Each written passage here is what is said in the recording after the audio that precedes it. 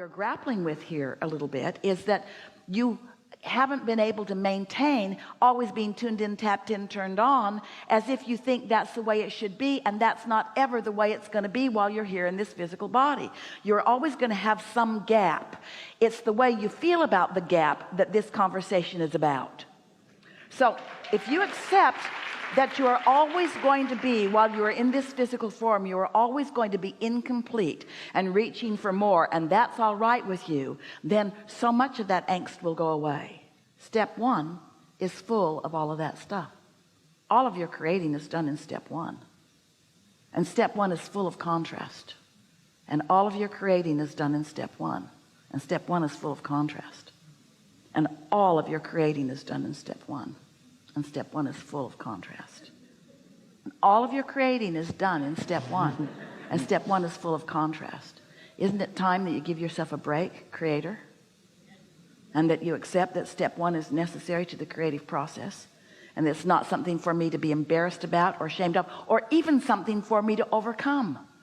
Because if I didn't see this abhorrent thing, I wouldn't have put this magnificent thing into my vortex, and future generations would be deprived of the insight that this gave me to put there.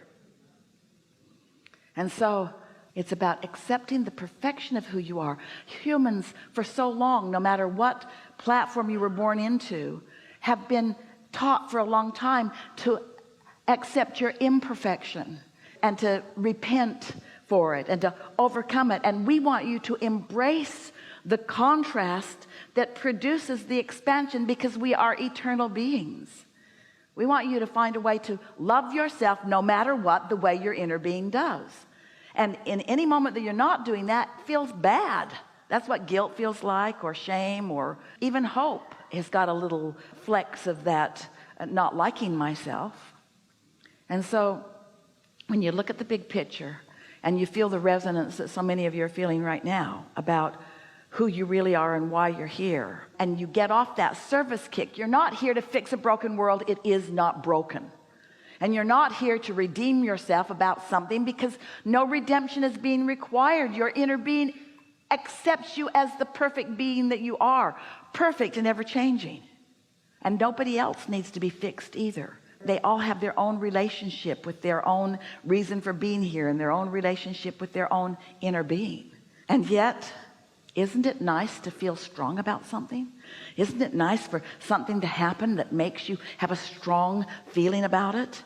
And there's nothing better than a contrasting experience making you feel strong about something than lining up with what you've created, lining up with the strong. And so when the world looks like it's coming apart, and your desire is not that it come together, because it will never come apart.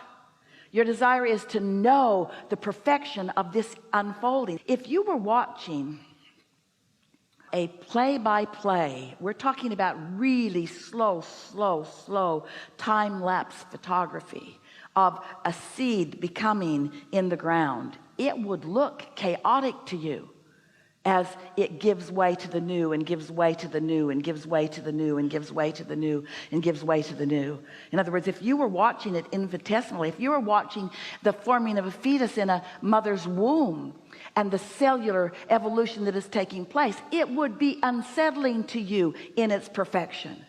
And the same thing is happening with this magnificent being that you are continuing to become, and the world that you are sharing with others. Its perfection in its unfolding. You just got to decide that that's the way you see it, so that you feel ease about it, so that you're called to your becoming rather than prodding yourself there. And most of all, now we're going to get down to some nitty-gritty. If we were standing in your physical shoes, and this is really what we wish for you, this is our desire for you, we're going to speak it from your point of view. I want to talk to fewer people about stuff. I want to just be more generally accepting of what's going on, and stop sweating the small stuff ad nauseum. I want to step back and look at the perfection of this evolutionary time and space, this planet spinning in perfect proximity to other planets, and understanding the big thoughts that are part of that. And I want to tune into that big thinking that is trusting and loving and sure. I want to stand in the feeling of love mostly, and I will never appreciate the feeling of love within me more than when I've hated a little bit over here. And so I bless the rascals that I easily hate on my way to feeling the relief of coming into the wholeness of who I am. You all make too much of all of it. There's just nothing serious going on here. You came not for redemption or to save anything. You came because you're creators, and that's what creators do. And you came because it's joyful to create.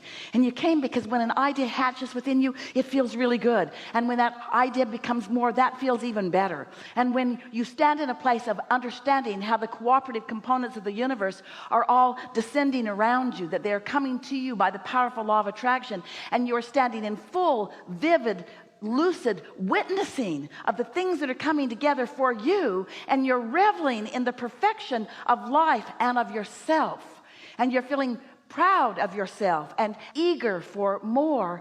That's what you came for, you see. And you didn't come to teach anyone else a lesson or to get them there before they're ready to be there, any more than you would want to encourage that kernel of corn to come out and be a stalk and then an ear of corn before it's ready to be. In other words, you just accept the perfection of the process and do your best to make dominant the larger part of yourself who knows all of this. And you just revel in love and wince a little in hate, and revel in clarity and don't like confusion so much, and watch for the next opportunity and the next one and the next one and the next one. And your dominant mantra to the universe is, I am to live happily ever after. I am to live happily ever after. Not I'm to accomplish this and I'm to accomplish this, because the goal that you're reaching for, the eternal symbol or recognition of success, is that joyful intertwining with who you are. And when you are in that conscious intertwining with who you are, when you are consciously intertwined with the consciousness that is you, that conscious intertwining, you are love for yourself, for the situation, for the others. That's just as good as it gets. In short, don't sweat the small stuff. And it all is. It all is. It all is. Everything that is of a physical nature is small stuff in relationship to the relationship that you have with this energy. So now, we're not trying to talk you into leaving the physical and meditating yourself into this oblivion mist of non-physical. We're encouraging you to release enough resistance that you can feel you're tuned in, and then give your undivided attention to stuff that interests you here. Stuff that interests you here. Paint it and make the money and do the travel and make love to each other and enjoy the life that you are living. Enjoy the life that you're living. But do it from that place of connection to source, because you haven't spent money until you've spent money with source, and you haven't made love until you've made love with source, and you haven't witnessed the beauty of the planet until you've done it in connection with source. Get tuned in, tapped in, turned on, and live like you intended to live.